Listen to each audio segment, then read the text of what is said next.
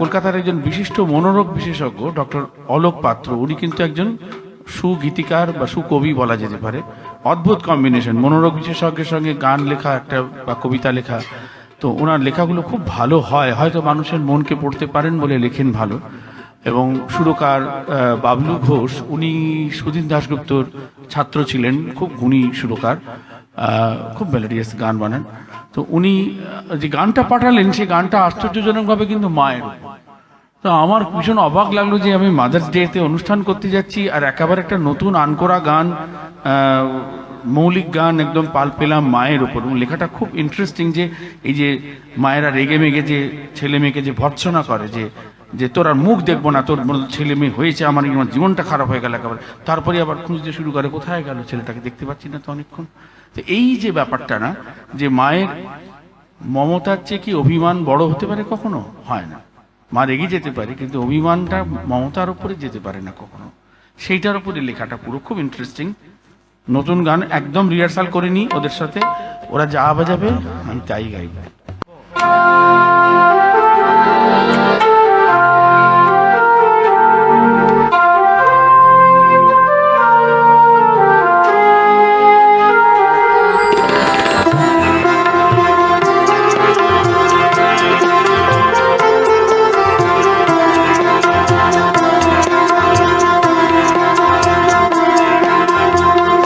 দেখবে না মুকার, শুনবে না কথা আমার, এ কথা বলেই মা মিছে শপথ করো।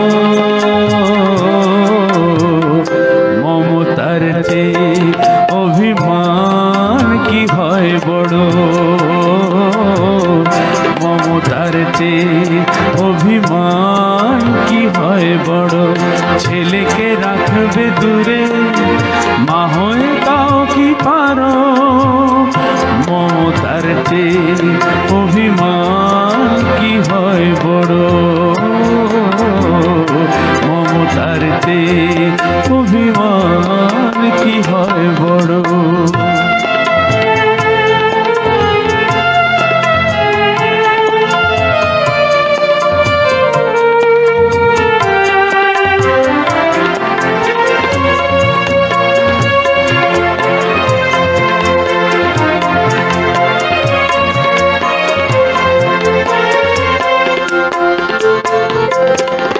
সবারে বলে বেড়াও সয় না এত জ্বালা, কোলে না এলে তুই আমার থাকতো না ঝামেলা।